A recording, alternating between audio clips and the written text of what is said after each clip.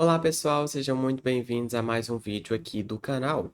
E esse é um vídeo muito pontual e muito específico, porque eu quero trazer uma crítica teórico-metodológica em relação à prova de raciocínio analítico do teste Ampad, tá?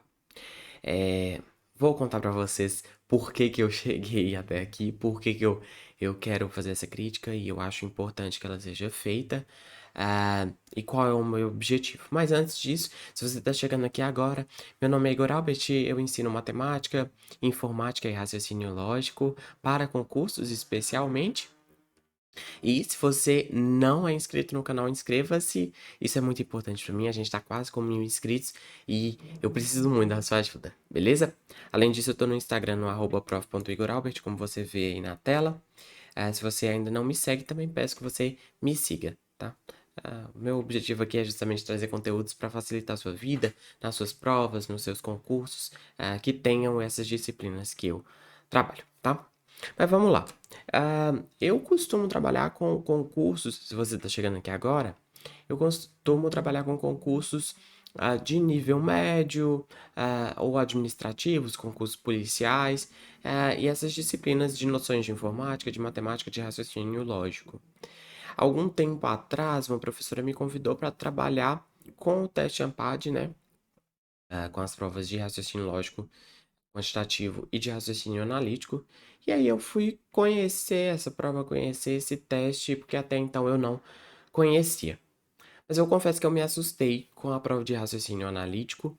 E na verdade, quando eu li aquela prova, aquelas provas pela primeira vez, eu tive um incômodo intelectual, vamos dizer assim, com o que eu vi.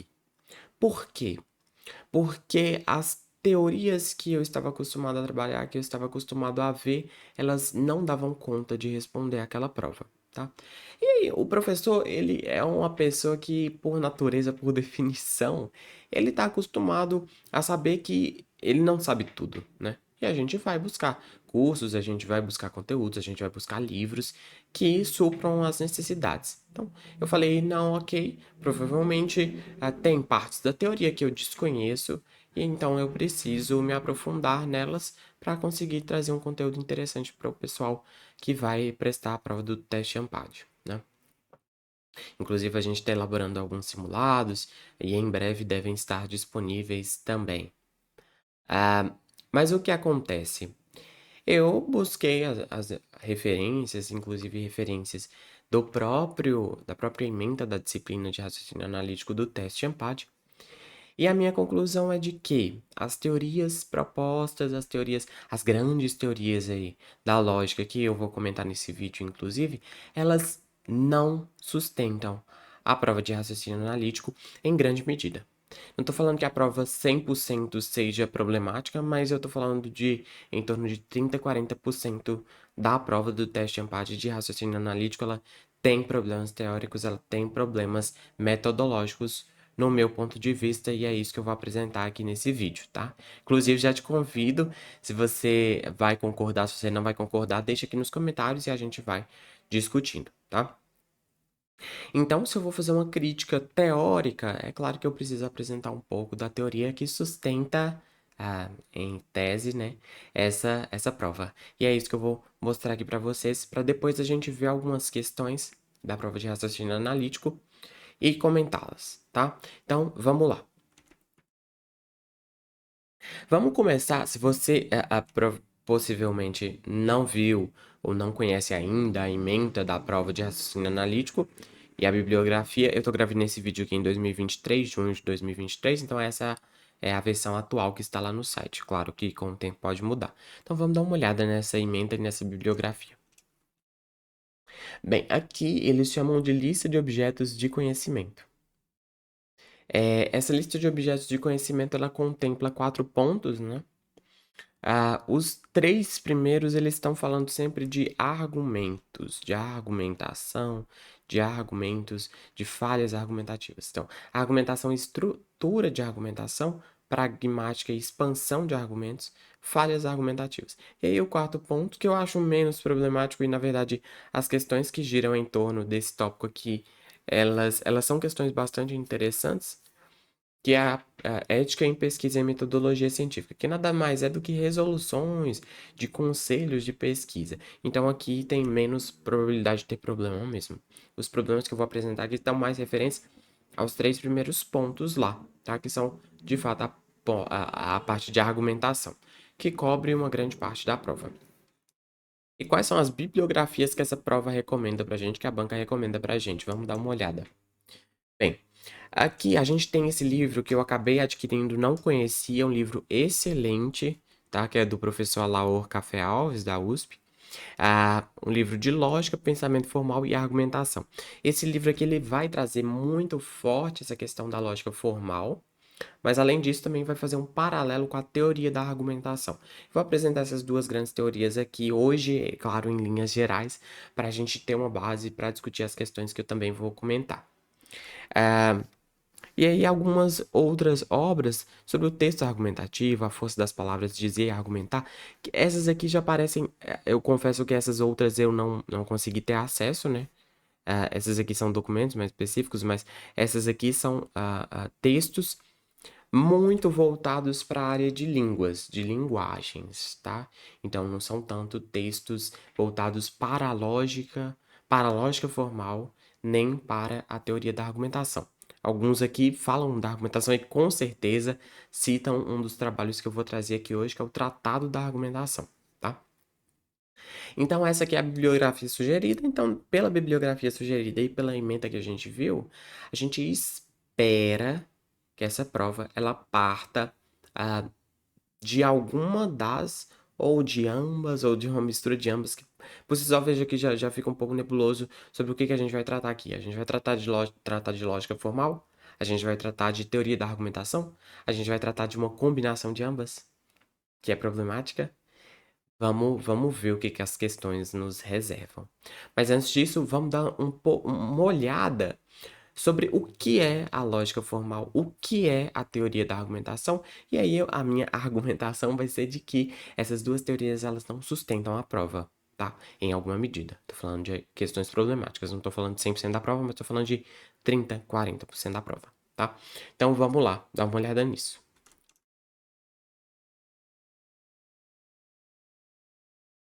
E aí agora vamos olhar um pouco da base teórica, né? Vamos entender o que seria essa teoria da lógica formal, que é mais cobrada em termos de concursos. Então, quando se trata de raciocínio lógico para concursos, essa é a teoria mais cobrada e mais bem aceita. Até porque ela é uma teoria mais fechadinha, tá? Enquanto a teoria da argumentação, ela é um pouco mais aberta e livre, e a gente vai entender por quê. Então, vamos conhecer um pouco dessa base teórica rapidamente. Claro que eu não vou esgotar os temas, não é o objetivo, mas eu vou só apresentar os pontos que são relevantes para a gente entender a crítica que eu vou fazer às questões da prova, tá bem? Então, bora lá. Bem, toda ciência, todo campo de saber, ele tem um objeto de estudo que ele vai definir, tá? Então, ele vai definir o objeto de estudo e vai estudar aquele objeto. Então, vamos entender o que que a lógica estuda e o que ela não estuda. Ela estuda apenas as condições formais ou estruturas do pensamento para possibilitar a demonstração científica ou a argumentação pragmática, né, retórica, sempre no sentido de ver como as sentenças, as premissas, devem ficar corretamente dispostas para servirem de apoio legítimo ou de justificativa à afirmação de uma outra sentença, com certeza apodítica ou com razoável grau de verossimilhança. Tá? Então, veja, o objeto de estudo da lógica são as condições formais, a disposição do argumento. O argumento a gente vai definir daqui a pouco, mas então, veja que a ideia aqui é de tentar estabelecer formas de construir um argumento que seja adequado para determinada finalidade, seja ela científica ou retórica, mais discursiva mesmo, tá? Então, a lógica, ela estuda a estrutura dos argumentos. Com que a lógica não se preocupa? A lógica formal cuida da relação ou ordem entre as premissas para verificar se ela é ou não correta do ponto de vista puramente formal, tá? Essa é a lógica formal. A correção dá-nos a validade do argumento. a incorreção, a invalidade do argumento. Então você olha para a estrutura desse argumento, tá? E você vai decidir se ele é válido ou inválido. Veja que a gente está falando aqui de validade, a gente não está falando de verdade. Isso aí é o que o Alaor traz para a gente. É preciso, portanto, distinguir a validade ou não validade do argumento da verdade ou falsidade das proposições que entram no argumento. Não basta, pois, ter um conhecimento das leis lógicas para se ter garantia da demonstração da verdade no argumento. Para a demonstração da verdade, é preciso cuidar também da verdade das premissas, o que não é objeto da lógica, e sim das outras ciências. Então vamos lá entender isso aqui. O que acontece? A lógica está interessada na estrutura do argumento, tá? Então, na estrutura das premissas e da conclusão, como que essa estrutura deve ser organizada para se chegar àquela conclusão de forma correta. Só que a lógica ela não se preocupa com a verdade das premissas. Por exemplo, se eu te falo, o céu é roxo, a lógica ela vai levar isso aí como uma premissa, dependendo da colocação, se no argumento você está como premissa ou vai levar como conclusão, se estiver no argumento como conclusão e pronto. Lembrando que uma premissa solta não é nem premissa nem conclusão. Mas a lógica ela vai levar isso, se for como premissa, vai levar como verdade e pronto. Uai, Igor, mas a gente não deveria verificar se o céu realmente é roxo? Deveria. Se eu quisesse provar a verdade daquilo que eu estou falando. Se eu quiser provar a verdade daquilo que eu estou falando, além de olhar a estrutura do argumento, eu tenho que olhar se as premissas, se a conclusão, elas trazem conteúdos verdadeiros. Mas não é a lógica que vai se preocupar com isso. Quem vai se preocupar com isso são as outras ciências. Por exemplo, a computação, ela se preocupa com a verdade dos argumentos que tratam da informática, da computação, né? A física, ela se trata daqueles argumentos que se tratam de movimentos, de objetos, nesse sentido. A química tem sua área também, que vai fazer suas validações. Então, a verdade das proposições de um argumento não é uma preocupação da lógica. A lógica ela só vai olhar para a estrutura do argumento e ponto final. Assim, o que interessa à lógica é somente o estudo do argumento correto como uma das condições a serem preenchidas para a demonstração da verdade. Assim, repetindo, para que haja efetiva demonstração da verdade, é preciso preencher ao menos duas condições. Primeira, a condição formal da correção das premissas para uma conclusão válida, e segundo, a condição material de verdade das premissas, para garantir a verdade da conclusão. Beleza? E aí a gente vai entrar num debate que é uma demonstração e um argumento. Quando a gente fala de lógica formal, e aqui eu já quero que você entenda a diferença entre essas duas áreas do conhecimento, que é de um lado a lógica formal e de outro a teoria da argumentação. Elas são em algum ponto concorrentes, em alguns pontos elas são complementares, porque a teoria da argumentação vai beber muito da lógica formal. Mas a ideia é que a lógica formal ela fornece um tratamento muito objetivo e abstrato das ideias, dos argumentos, tá? A matemática, a computação, as exatas de forma geral, vão usar muito a lógica formal, porque ela não é ambígua. Ela é muito clara para o que ela se propõe. E tanto é que a lógica formal ela vai usar muito os símbolos matemáticos para representar suas ideias, para representar suas operações. Tanto é que quando você estuda raciocínio lógico, você provavelmente verá, né, aqueles conectivos o e, o ou representados por símbolos. Beleza? Por quê? Porque a lógica formal está buscando demonstração. E o que é essa demonstração? Um fato importante de se observar é que a demonstração compreende sempre uma corrente lógica cujos elementos em sua contiguidade determinam a força final do raciocínio. Então, aqui é uma analogia, né? A gente está comparando a demonstração com uma corrente. Uma metáfora ajuda na compreensão disso. A resistência da corrente depende da força de cada um de seus elos. Um só elo que não resista a determinada pressão, a determinada força, faz com que a corrente se rompa, se parta, desfazendo-se em dois extremos separados.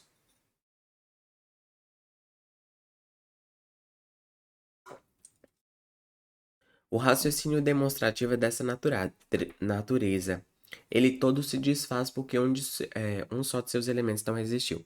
Então, quando você está respondendo tá fazendo uma operação matemática, né? E aí você erra um pedaço daquela operação ali. Pronto, sua demonstração já está incorreta, simplesmente porque você errou um passo, uma premissa, uma proposição ali. Então pronto, o seu argumento não estará demonstrado de forma adequada, tá? Então a demonstração ela é muito rigorosa e muito objetiva. Pronto. Agora vamos entender a argumentação e qual que é a diferença dela. E aí a argumentação de um ponto de vista mais social, né, que envolve a linguagem, vai ser um objeto mais da teoria da argumentação. Então, a teoria da argumentação já vai estar preocupada mais com a linguagem real, não com uma linguagem abstrata, não com uma linguagem teórica, mas com uma linguagem real de um homem concreto inserido no contexto cultural, tá? Então, vamos dar uma olhada. A argumentação cuja metáfora mais apropriada é a do tecido, que se compõe de múltiplos fios entrelaçados. Cada fio tem uma resistência pequena, mas o todo, a entrançadura, é resistente. E essa resistência não se quebra totalmente porque um ou outro fio se parte. No plano da argumentação, apresentamos para a aceitação de uma sentença uma série de justificativas de diferentes valores e pesos. Se faltar uma, duas ou mesmo mais dessas justificativas, não significa falência total da argumentação, o que, como vimos, não ocorre com a demonstração. Ela resiste precisamente em função do entrelaçado das demais justificativas do caso. Então, aqui na argumentação, a gente aceita que algumas coisas estejam ambíguas, que estejam mesmo incorretas, inadequadas, porque é o todo que vai ser avaliado, beleza? Então, aqui na argumentação a gente tem um tecido, lá na demonstração a gente tem a figura da corrente, que são as analogias mais adequadas. E aí, é claro que a gente precisa perguntar, né? Se a gente está falando tanto de argumento, a gente precisa entender quando existe argumentação, quando não existe argumentação, e daqui a pouco a gente também vai definir o que é um argumento de forma mais precisa. Então, vamos dar uma olhada em quando há argumentação. Enquanto nas ciências demonstrativas ou formalizadas não faz falta a adesão do interlocutor, pois elas falam e se dirigem ao pensamento teórico, à razão universal, nas sociais a argumentação pressupõe um mínimo de adesão, um acordo mínimo entre o sujeito emissor e o receptor. Se não houver um acordo inicial mínimo entre eles, não será possível começar o entendimento mútuo. A argumentação persuasiva não terá terreno para prosperar.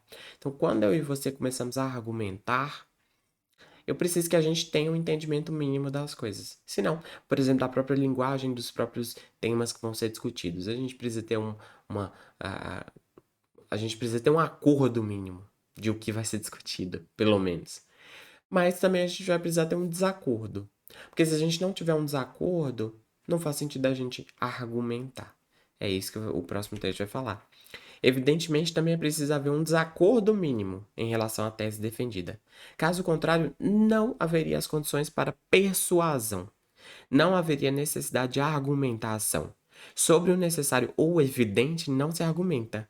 De qualquer forma, na argumentação, diferentemente da demonstração, dispõe-se a reunir razões para persuadir e a encaminhar a decisão para aceitação de determinada enunciação. Então, veja, qual que é o objetivo de uma argumentação? É convencer, é persuadir. Esse é o objetivo.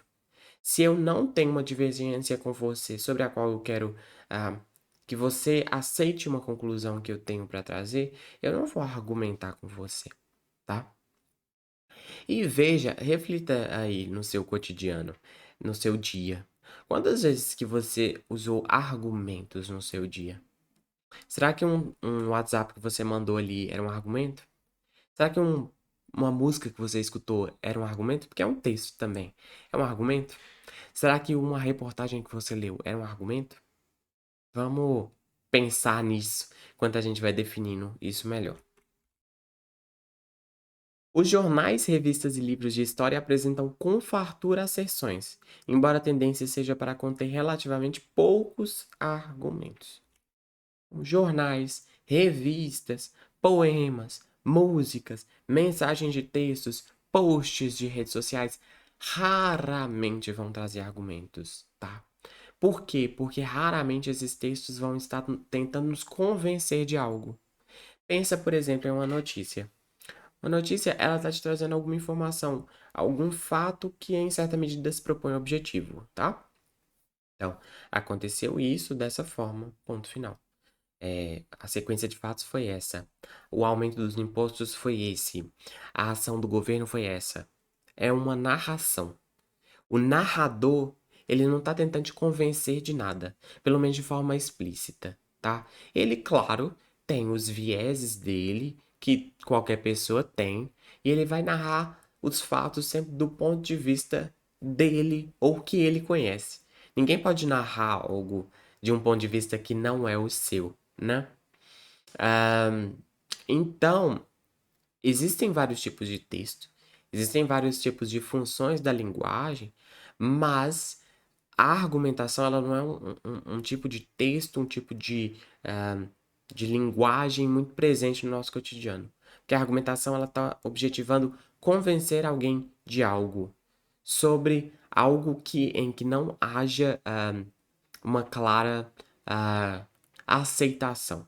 Porque se houvesse uma aceitação, se não houvesse ambiguidade, se não houvesse divergências, não faria sentido argumentar. É isso que o Alaor coloca pra gente, beleza?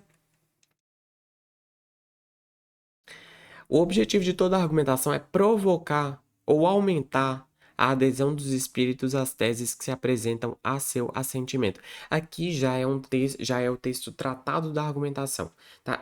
Aqui eu estou citando 3 livros, galera. O primeiro é o do Alaor Café Alves, que é aquele que está na bibliografia da prova, um livro excelente, inclusive, e ele trata da lógica formal e trata da teoria da argumentação.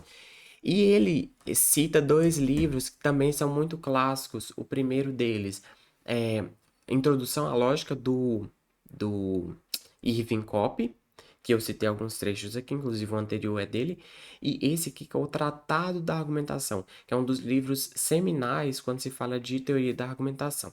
Um livro muito interessante também, tá? Esse texto que nós estamos vendo aqui, esse slide aqui, é do Tratado da Argumentação. Então, o que que é o Tratado da Argumentação? O que que a teoria da argumentação fala sobre a função do argumento? É importante saber disso também. O objetivo de toda a argumentação é provocar ou aumentar a adesão dos espíritos às teses que se apresentam a seu assentimento. Uma argumentação eficaz é a que consegue aumentar essa intensidade de adesão de forma que se desencadeie nos ouvintes a ação pretendida, ação positiva ou abstenção, ou pelo menos crie neles uma disposição para a ação. Se manifestará no momento oportuno. Então, a teoria da argumentação ela vai além. Ela ainda fala o seguinte: ela não está falando que a intenção de uma argumentação é só convencer, mas é provocar ação. Seja essa ação uma abstenção ou uma ação positiva mesmo. Então, além de convencer na teoria da argumentação, a gente está objetivando com o argumento mover o espírito, mover uma ação nas pessoas. Beleza? Então veja que a abordagem da teoria da argumentação ela é menos teórica do que a lógica formal. A lógica formal ela é muito matemática, ela é muito abstrata, ela é muito teórica. E aqui na teoria da argumentação a gente está mais no prático, no homem histórico, inserido numa sociedade, que precisa convencer, que precisa motivar, que precisa fazer os outros agirem. E é interessante falar também que esse livro da argumentação, ele sempre vai falar de argumento com um orador falando para um auditório, para uma plateia, um auditório. Essa é a figura. Então, a argumentação na teoria da argumentação, ela é muito isso, de um argumento meio que político, né? De oral mesmo. Porque é o ambiente, a forma mais natural que a gente usa para convencer as pessoas. Existe, claro, o texto argumentativo, mas esse não vai ser tanto o foco desse tratado, do Tratado da Argumentação. Claro que as ideias dele depois vão ser trazidas para os textos escritos e tal, mas aqui, quando ele fala de exemplos, ele fala das suas ideias, ele está sempre falando de um orador fazendo uma argumentação, tá?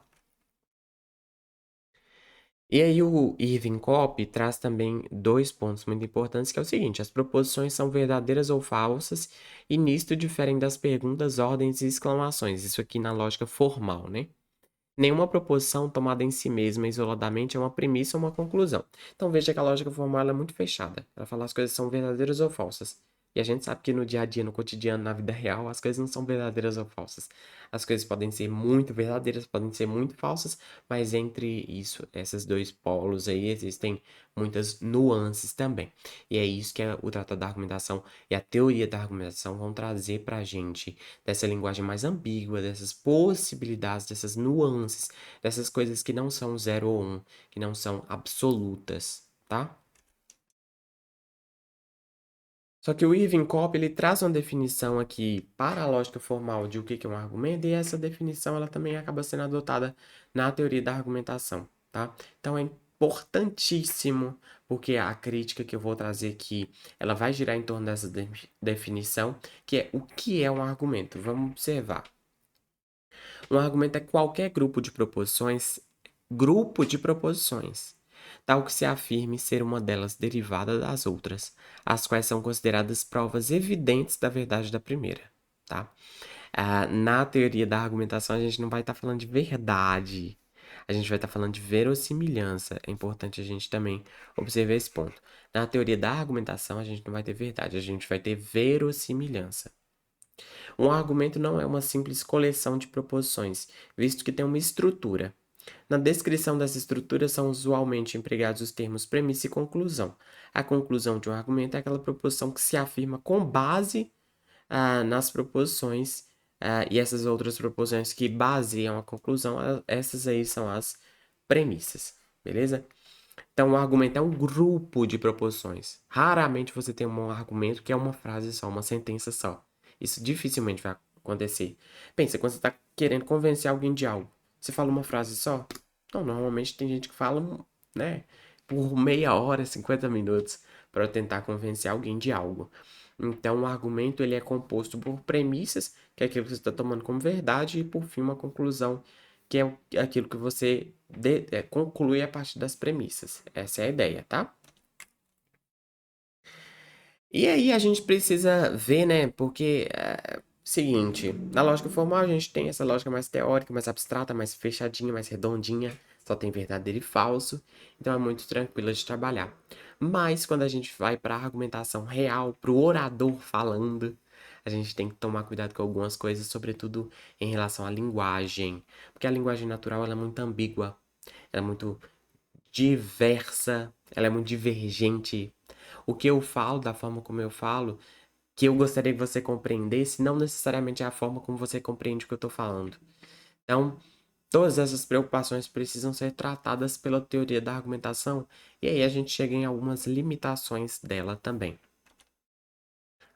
O próprio Perelman, né, no Tratado da Argumentação, vai falar: a clareza de um texto ou de uma noção jamais pode, pois, estar absolutamente assegurada, a não ser convencionalmente, limitando-se voluntariamente o contexto no qual convém interpretá-lo. Então, não existe clareza num texto, a não ser que você especifique: olha, eu quero que você interprete dessa forma, e aí a interpretação fica bem artificial, mas direcionada. Mas, então eu quero que você, estudante, que vai tentar a prova da ANPAD, pense o seguinte comigo. Por que será que as bancas de concursos, elas gostam de cobrar mais a lógica formal do que a teoria da argumentação? Porque a lógica formal, ela é mais fechada, ela é mais fácil, ela é teórica, ela é abstrata, ela é mais redondinha. A lógica, a teoria da argumentação, né, que bebe, claro, na lógica formal, mas tem suas próprias nuances, ela tem essa limitação de trabalhar com a linguagem pura, com a linguagem natural.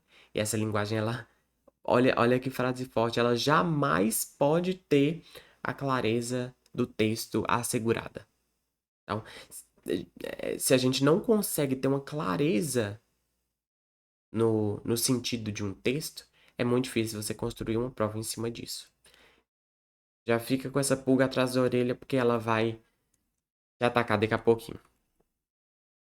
E aí vamos para as nossas questões. Então eu quero que fique claro o seguinte: o que é um argumento? Um argumento é um texto em que há premissas e conclusão, e essas premissas e conclusão visam convencer alguém de algo.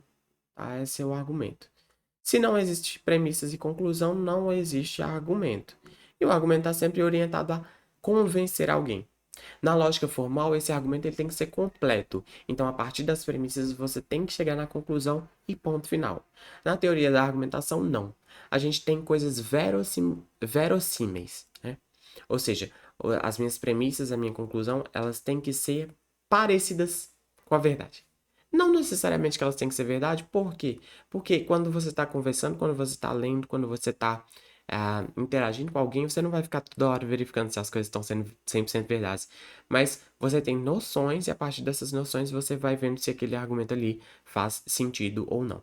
Mas a ideia é a mesma. Na teoria da argumentação, as premissas também têm que dar base para a conclusão que você quer que as pessoas cheguem. E aí, mais uma vez, o argumento, na teoria da argumentação, além de tentar convencer, você quer fazer com que as pessoas ajam de determinada forma, tá?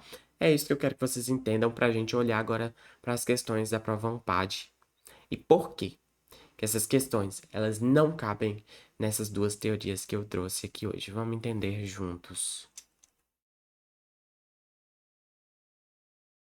Aqui nas questões eu busquei trazer questões de várias provas. Claro que eu não fui exaustivo, eu não trouxe aqui todas as questões problemáticas que eu entrei, porque o vídeo já tá ficando longo e ficaria mais longo ainda, tá? Mas o intuito aqui é de mostrar o seguinte. Igor, você já viu problemas em outras bancas? CESP, FGV, Sesgran Rio? Já vi sim.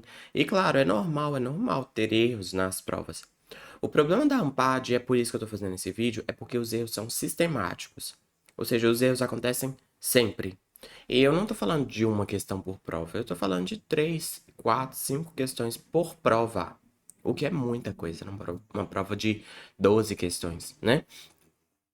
E além disso, a gente percebe que existem problemas teóricos mesmo.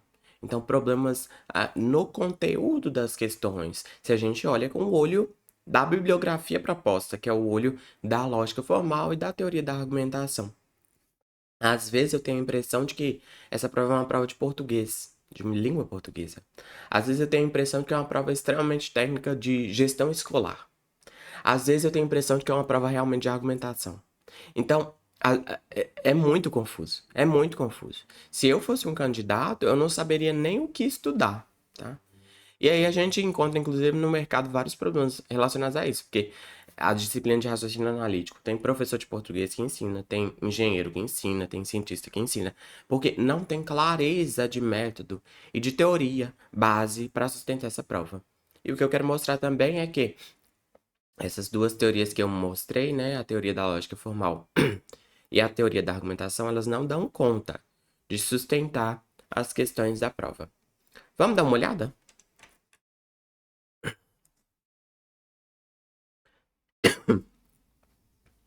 Aquele discurso de coach do LinkedIn de que a pandemia é uma grande oportunidade de aprendizados não se sustenta na prática.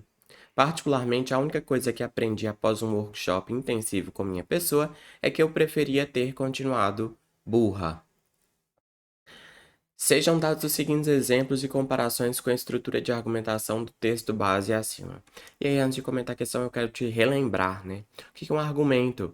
É um grupo de proposições em que você tem premissas e essas premissas te guiam para uma conclusão. Essas premissas visam justificar aquela conclusão. E qual é a intenção de um argumento? É convencer, é persuadir, tá? Nada que fuja disso é um argumento. Então eu quero te perguntar, você que está me assistindo, esse texto ele tentou te convencer de alguma coisa? Dá uma olhada com muito cuidado, se quiser até pausar o vídeo, porque eu não senti que esse texto está me tentando convencer de nada. E até muito pelo contrário. Esse texto ele tá com a intenção de te fazer rir, tá? Se fosse num diálogo, se fosse numa conversa, se fosse no WhatsApp, esse texto teria clara intenção de fazer rir, né? Eu tenho aqueles discursos de coach de que a pandemia é uma oportunidade e a pessoa diz: a única coisa que eu aprendi é que eu preferia ter continuado burra. Inclusive o uso da palavra burra, o elemento workshop comigo mesma. O que é um workshop? É um evento com várias pessoas. É um ciclo de palestras, é uma oficina, algo nesse sentido. Um workshop comigo mesmo? É só que eu estava isolado em casa. Então veja que aqui existe uma contradição clara entre as partes do texto, só que essa contradição é intencional e ela tem o objetivo de ser cômico, tá? A intenção deste texto aqui não foi convencer ninguém de nada. Então, se não foi convencer, se a gente não tem uma estrutura de premissas, uma estrutura de conclusão, a gente não tem um argumento. Problema grave. Essa que é uma das questões mais graves que eu vi, tá? Então, não tem que se falar de estrutura de argumento simplesmente porque não tem argumento aqui.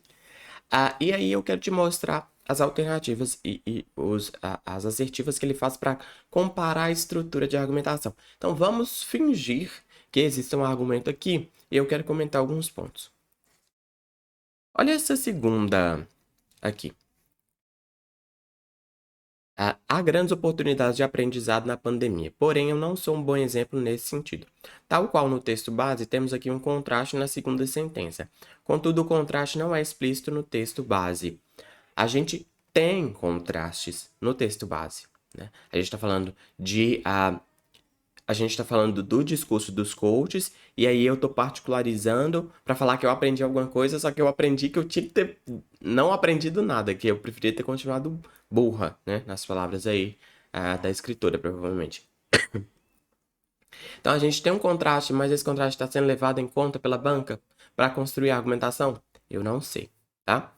E vamos olhar a terceira, que é a resposta proposta. Podemos fazer grandes coisas quando não nos apequenamos. Manuela, por exemplo, venceu na vida apesar de todas as adversidades. Tal qual no texto base, temos aqui uma segunda sentença aqui. Ao exemplificar, busca sustentar a premissa da primeira sentença. Essa estrutura que ele apresenta aqui, que ele traz como correta, a banca traz como correta, não tem ironia, não tem talvez até estrutura de argumentação que a gente não tenha, porque a gente também não tem argumento. Podemos fazer grandes coisas quando nos apequenamos. Manuela venceu na vida apesar de todas as adversidades. Apesar de que isso aqui já tem um pouco mais de cara de argumento, e por ter uma cara de argumento já nem se parece mais com o texto básico que ele deu, né? Mas veja que é muito problemático você trabalhar com uma coisa que não é argumento.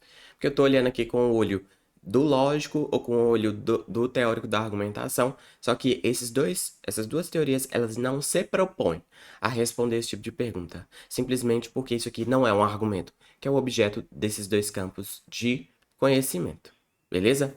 Então aqui eu levanto dois pontos, que é, não há argumento nessa questão, né? E se não há argumento, aquela bibliografia que ele apresentou como base não serve para ela. E segundo, figuras de linguagem em prova de lógica. Na lógica eu estou preocupado com estrutura, né? Estrutura do argumento.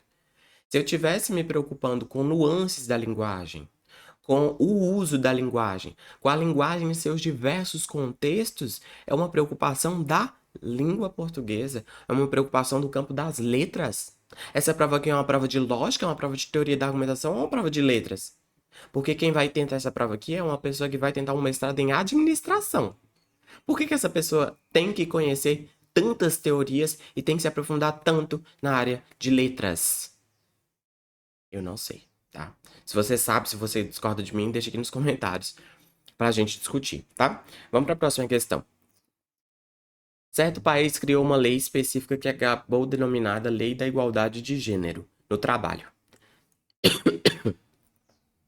A LEIT foi formulada de olho no mercado de trabalho como estratégia para assegurar que não houvesse demissões injustas motivadas por uma questão de gênero. No entanto, depois que a lei foi introduzida, houve um aumento acentuado no desemprego feminino naquele país. E aí a gente volta lá na teoria da argumentação, quando eu falei que... Eu falei não, né? Quem falou foi o Perelman. Ele falou que jamais pode se estabelecer um sentido, uma clareza unívoca para um texto, né? Então eu tenho algumas perguntas sobre esse texto aqui, que, diga-se de passagem também, não é um argumento, né? Ele está apresentando fatos.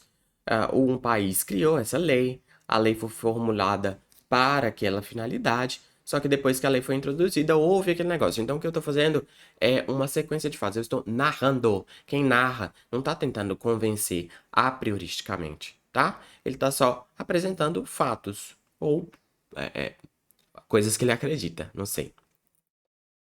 Então, eu tenho algumas perguntas sobre essa lei. Eu tenho a seguinte pergunta para começar. Beleza, essa lei foi formulada para evitar que houvesse demissões injustas por questões de gênero. Tá, mas o que essa lei pre- predi- prescrevia para as empresas. Exatamente. Ela prescrevia, por exemplo, que eu tinha que contratar o mesmo número de funcionários, homens e mulheres. Ela prescrevia que eu não poderia demitir uma mulher sem demitir um homem.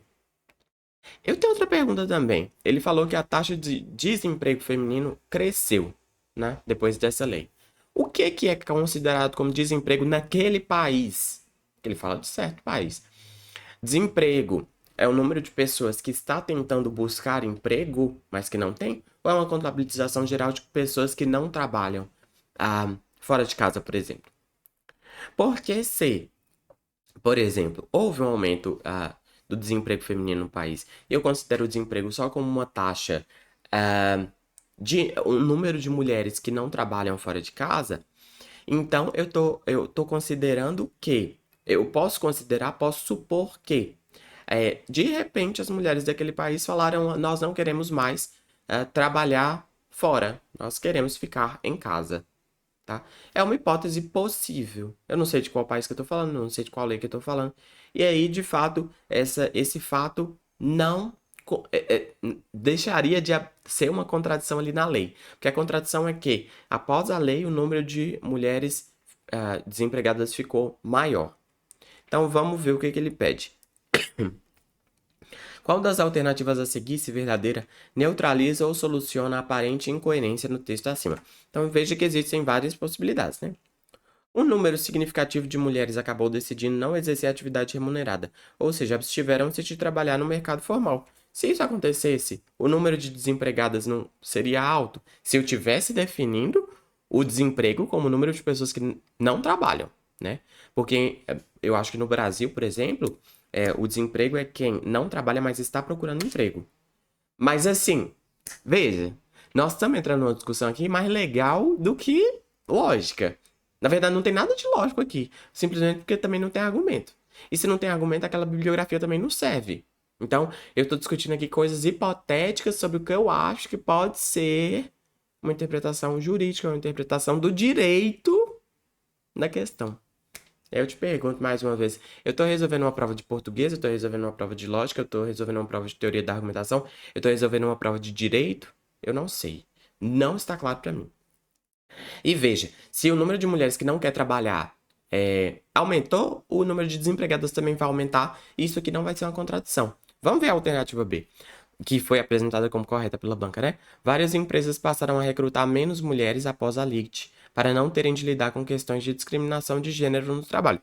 De fato, se as empresas estavam recrutando menos mulheres, eles não teriam que tratar essas questões de discriminação de gênero. Mas veja, será que essa lei, a LIGT, ela não especificou que o número de contratações deveria ser o mesmo? Eu não sei, não foi me dada essa informação.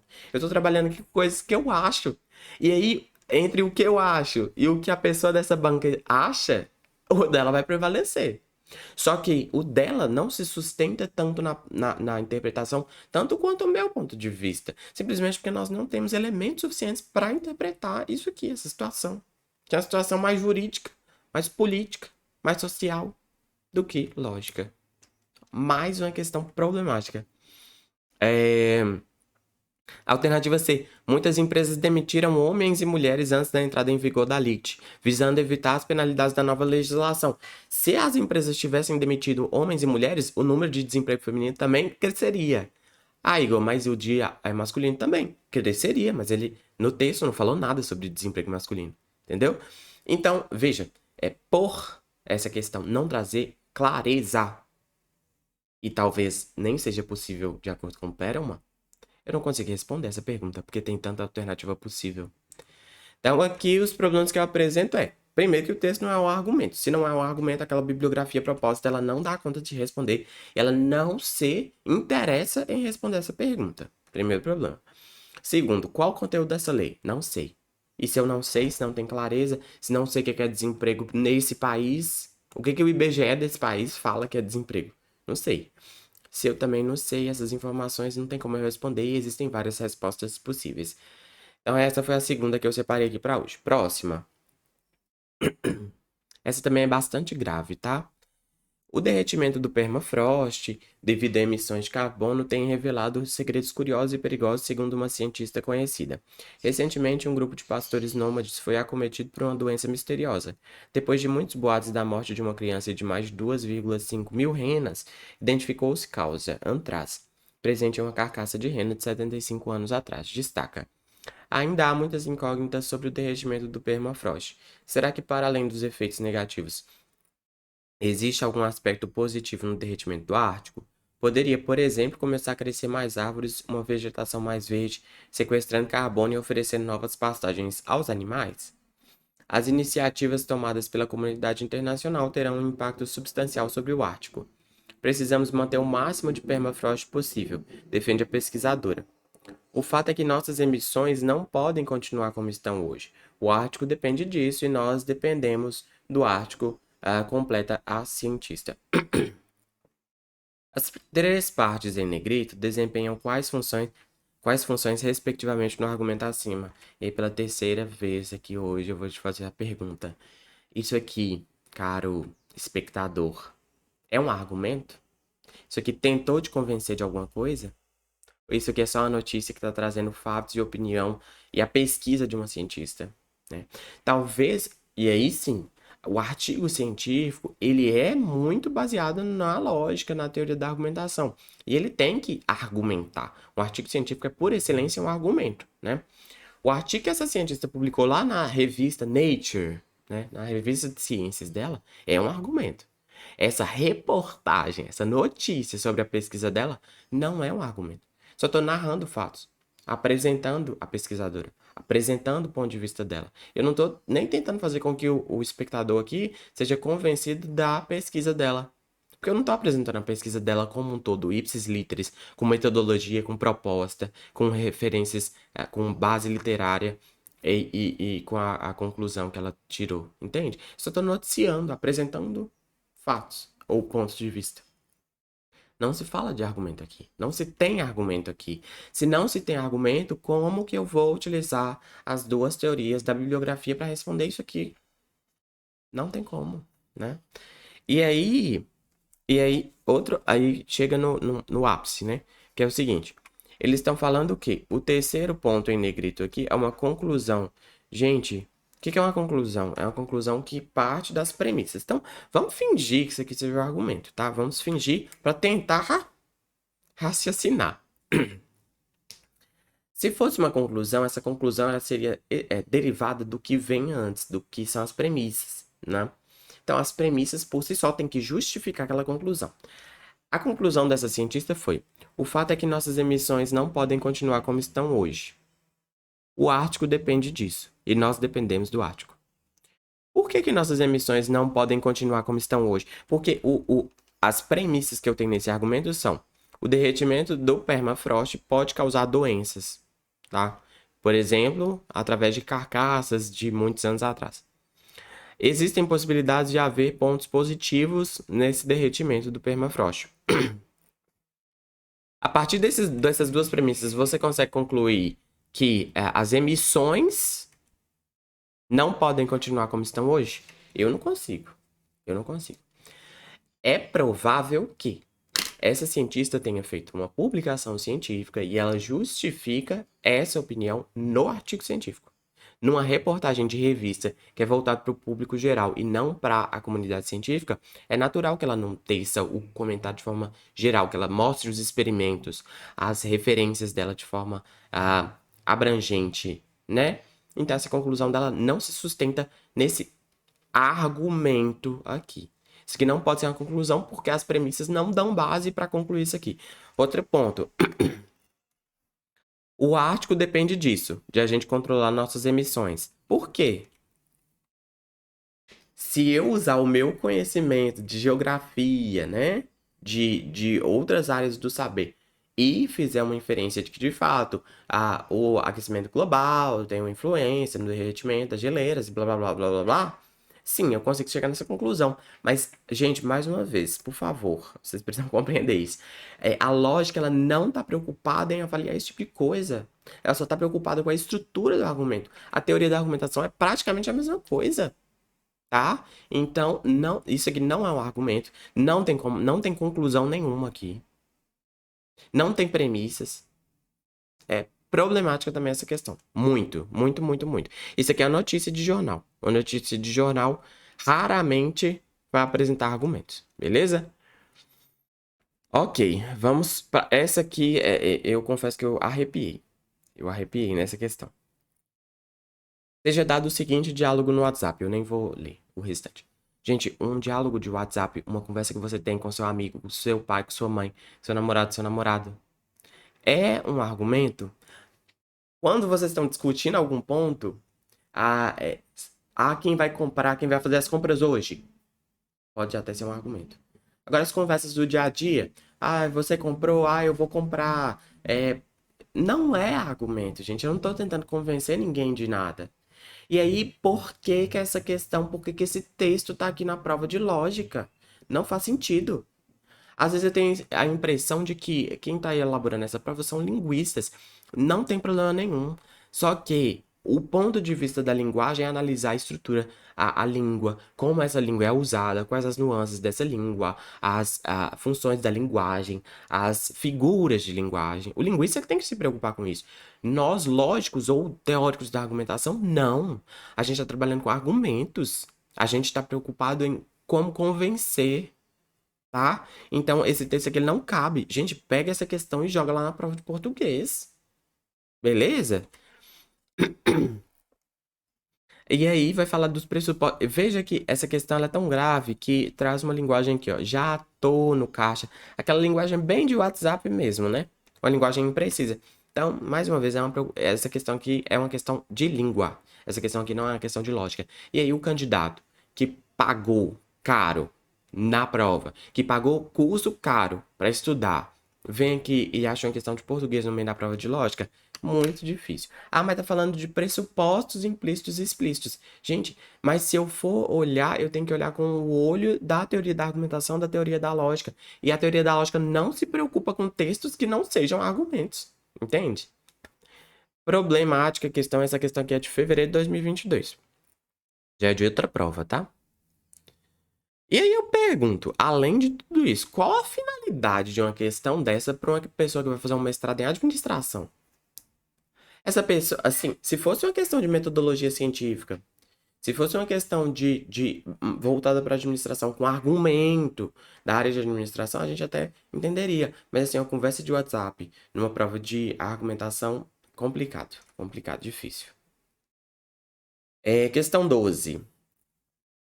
Dados do Censo do Ensino Superior de 2014 a 2018 mostram que a proporção público-privado para as instituições de ensino superior no Brasil tem se mantido constante tanto em estabelecimentos quanto em concluintes. Segundo o Censup, cerca de 12% das IES são públicas e as restantes são privadas. As últimas formaram 79% dos concluintes no ensino superior no período citado.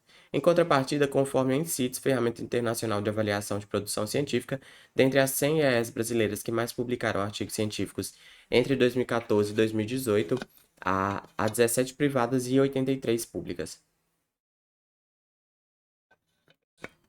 E aí, ele está dando algumas opções aqui para serem adicionadas como conclusão do argumento. Eu já vou direto aos problemas, tá? Aqui, olha para essa terceira conclusão. Veja que as premissas, então, ele está considerando que aquilo são premissas e que ele vai vir no final e colocar uma conclusão para ser um argumento. Beleza. Vamos olhar, na verdade, essas premissas, elas trouxeram só dados sobre o ensino superior no Brasil, de instituições públicas e privadas, enfim. Vamos olhar para essa terceira assertiva e ver se ela é uma conclusão. Logo, o Censo do Ensino Superior reúne dados tanto de instituições de ensino superior públicas quanto de IES da iniciativa privada. Opa, se ele está falando aqui quantas são públicas, quantas são privadas, mostra a relação público-privada, essa aqui é uma conclusão imediata. E aí, veja, as feministas elas vão sustentar essa conclusão, mas a banca não considerou que isso aqui é uma conclusão válida, tá? Esse aqui já é um erro, pelo menos é um erro mais rebuscado. Pelo menos a gente tem uma construção de argumento aqui. Já tô um pouco mais feliz. Mas a banca, ela tem um problema aqui de reconhecer que esse 3 é também uma conclusão. Agora, veja, a banca vai considerar que a 1 é uma conclusão possível. Vamos analisar com o olho da lógica, né? Logo, as IES públicas parecem mostrar melhor desempenho proporcional tanto em concluintes quanto em publicações comparadas às IES privadas. Bem, desempenho em termos de publicação a gente sabe, quanto mais melhor. Então, se as IES públicas têm mais publicação, melhor, beleza. O que é desempenho de concluintes? Quem forma mais é melhor? É isso? Ou quem forma menos é melhor? Inclusive porque nas universidades, em algumas, o pessoal fala, curso que forma muita gente não é curso bom, tá? Então, não é uma opinião universal de que o que é qualidade em termos de número de concluintes de cursos. E aí, outra pergunta que eu tenho para te fazer. Ele fala de porcentagem de instituições, quantas são públicas, quantas são privadas. Mas vamos supor que as instituições públicas entrem em 3 turmas por ano, três não, entrem em 9 turmas por ano, e cada turma tem 40 pessoas. Agora, as privadas, na média, entram 20 pessoas em cada turma e uma turma por ano, tá? Ele não deu esse tipo de informação. Ele só falou qual a porcentagem das públicas, qual a porcentagem das privadas. E aí ele tá falando que as públicas parecem mostrar desempenho proporcionalmente melhor em concluintes. Eu não sei nem quantos que entram em cada uma dessas instituições, que dirá eu dizer quantos que vão concluir. Beleza?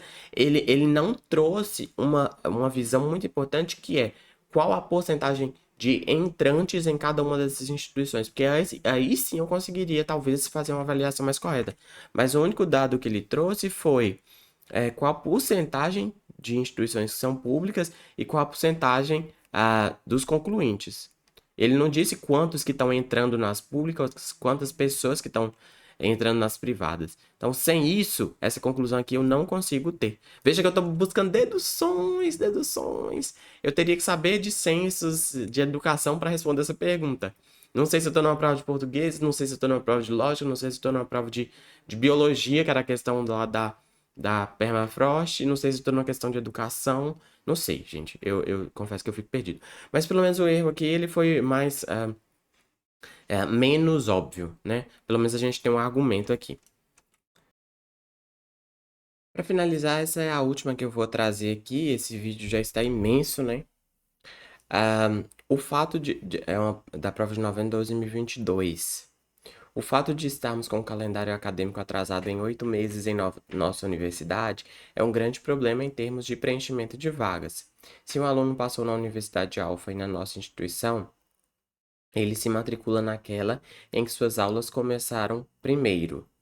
Para mantermos nossas turmas na capacidade máxima e com os melhores alunos, precisamos repensar nosso calendário, nem que seja eliminando um semestre acadêmico. Bem, isso aqui sim é um argumento, né? Eu estou tentando convencer as pessoas de que repensar o calendário pode ser uma medida útil ah, para conseguir mais alunos, para conseguir manter os melhores alunos também, porque segundo esse autor, né, esse orador, não sei, o fato de o calendário estar atrasado leva os alunos a se matricularem e preferirem outras universidades. Então veja que a gente tem uma argumentação, né? Com maior ou menor grau de certeza, pode ter problemas e tal, eu não estou analisando ainda esse ponto, mas aí a gente vai entrar agora na pergunta que ele faz de fato. Sejam feitas as seguintes análises dos sucessos argumentativos ou das falhas argumentativas do texto. Primeira, para todos os casos, é espúria a causalidade entre o início das aulas e o comportamento do aluno em termos de opção de universidade.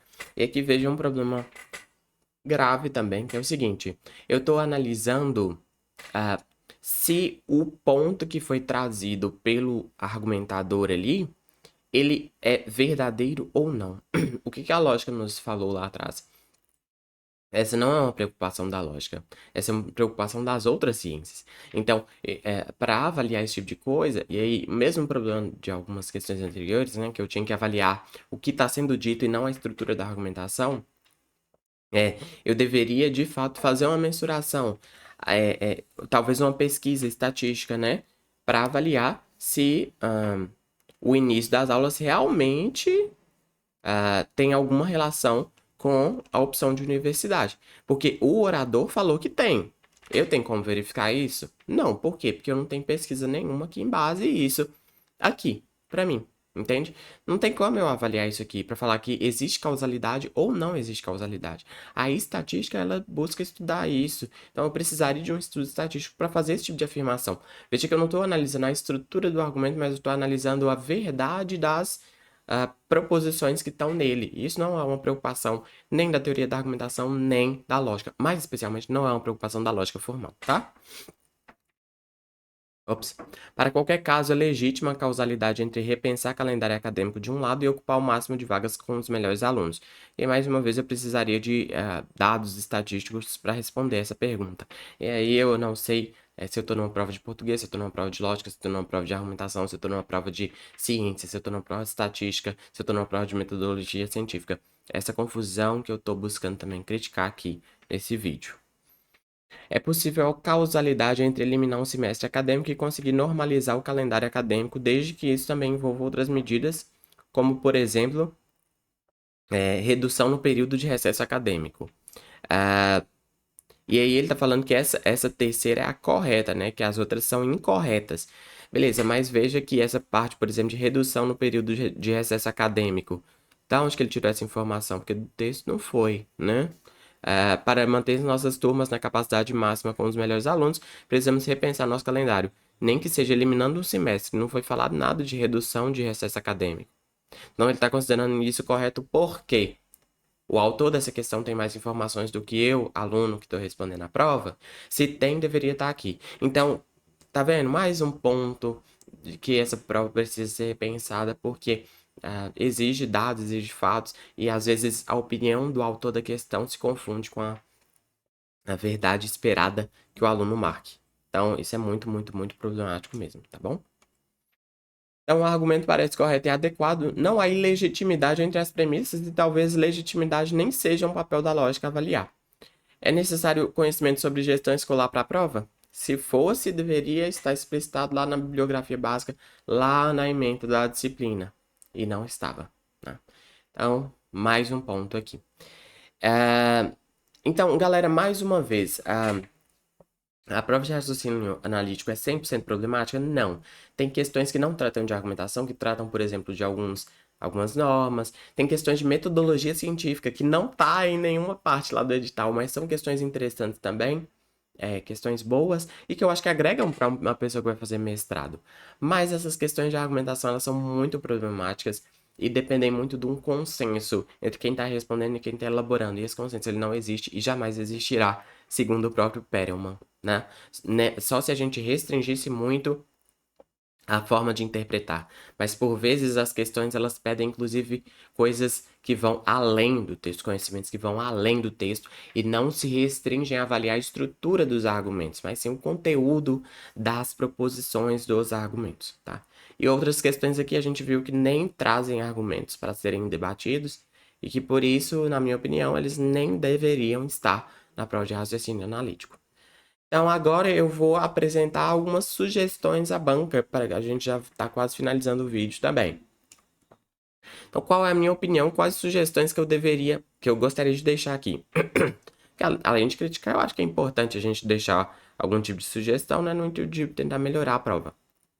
Bem, explorar mais questões de metodologia científica e acrescentar uma bibliografia sobre o assunto, porque tem algumas questões da prova de raciocínio analítico que são: uma certa pesquisa X está querendo precisa ser feita. Quais tipos de experimentos validam essa pesquisa? Ou então, quais os argumentos que fortaleceriam nessa pesquisa aqui científica? Essas questões de metodologia científica eu acho muito pertinentes e muito interessantes, sobretudo do ponto de vista de quem está indo para o mestrado, né? Mestrado a gente sabe que é ciência. Agora também precisaria adicionar uma bibliografia sobre o assunto. Explorar os documentos normativos sobre pesquisas. Também tem questões sobre alguns documentos normativos e isso é muito interessante, tá? E esses são pontos mais objetivos. Metodologia científica e essas normativas, elas são mais objetivas e mais seguras de serem colocadas numa prova. Agora, se for para cobrar lógica, cobra uma lógica mais formal, que já é comum nas provas, né? Elimina essas questões de argumentação ou então mantenha na linha da lógica formal, porque a lógica formal ela é menos ambígua. Tem regras claras de inferência, tem regras claras de argumentação. E tem bancas muito boas que podem ser tomadas como modelo. Por exemplo, o CESP, FGV, Sesgran Rio e IBFC são todas bancas que têm questões muito interessantes de concurso baseadas na lógica formal e que têm uma sustentação nas teorias, ao contrário das questões que eu apresentei aqui que não se sustentam na teoria da lógica formal e nem da teoria da argumentação, tá? Então, se for para manter essas questões de argumentação, a minha sugestão seria de ir para essa linha da lógica formal. Últimos pontos que eu gostaria de deixar. Eu sou, quem não sabe, para quem não sabe, eu estudo a computação, hoje eu faço mestrado em computação na USP. E na nossa área a gente tem a Sociedade Brasileira de Computação que organiza uma prova similar à ANPAD, que se chama Pós-Comp.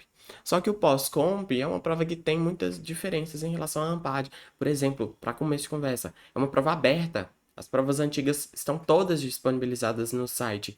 Isso é muito bom para os alunos. Aqui no teste Ampad, a banca Ampad, ela segura as provas, ela não solta essas provas. E aí, o que que a gente encontra? A gente encontra cursos preparatórios para Ampad de até R$ 1.500. Tô falando porque eu pesquisei, eu tive que adquirir alguns materiais para elaborar essa crítica, para estudar, para elaborar simulados também, né? Então, abrir e disponibilizar essas provas é muito importante para a gente ter modelos para os alunos estudarem, para os alunos entenderem o que que a banca quer, para baratear os custos para os alunos. O aluno está correndo atrás de um mestrado. Ele não pode, às vezes nem tem muito dinheiro para gastar. Vamos democratizar esse acesso ao mestrado, à universidade, tá? E é isso. Eu acho que o pós-comp é um modelo muito bom que pode ser analisado pela ANPAD para ser elaborado prova. Inclusive, o pós-comp é uma prova que tem muito de computação. Opa, se a pessoa vai tentar um mestrado em computação, ela tem que saber computação. Se a pessoa vai tentar um mestrado em administração, ela deveria estar estudando administração, não teorias da linguagem, das letras, tá? Então, outro ponto também seria esse, de trazer a administração para a prova da ANPAD, né? Que é natural que seja assim. É isso, o objetivo com esse vídeo aqui foi de fato criticar a prova, porque no meu ponto de vista ela não se sustenta, a prova de raciocínio analítico não se sustenta nas teorias que a gente conhece, a teoria da argumentação e a teoria da lógica formal. E mesmo que ela tenha um pezinho na teoria da argumentação, a teoria da argumentação ela não se propõe a ser objetiva. E se ela não se propõe a ser objetiva, é muito difícil você construir uma prova com base nisso. Além disso, essas teorias, elas giram em torno da lógica, da filosofia, das letras, talvez, e trazer muito essa abordagem, mesmo esses conflitos teóricos para uma prova de quem vai tentar um mestrado em administração, não faz muito sentido, tá? Esses foram os meus pontos de vista, eu espero que tenha sido útil para você, se você vai tentar AMPAD, tá? Aqui também eu acho que ficaram alguns pontos importantes, algumas dúvidas que eu também tenho sobre como estudar para essa prova. E se você concorda, se você discorda, deixa nos comentários. Deixa um like no vídeo, inscreva-se no canal, tudo isso é muito importante para mim. E se você acha que essas críticas que eu fiz aqui são importantes, faça esse vídeo ecoar e quem sabe até chegar a um empate, beleza? Muito obrigado pela sua atenção, que bom que você esteve aqui comigo hoje. Eu espero te ver em breve. Até logo, falou!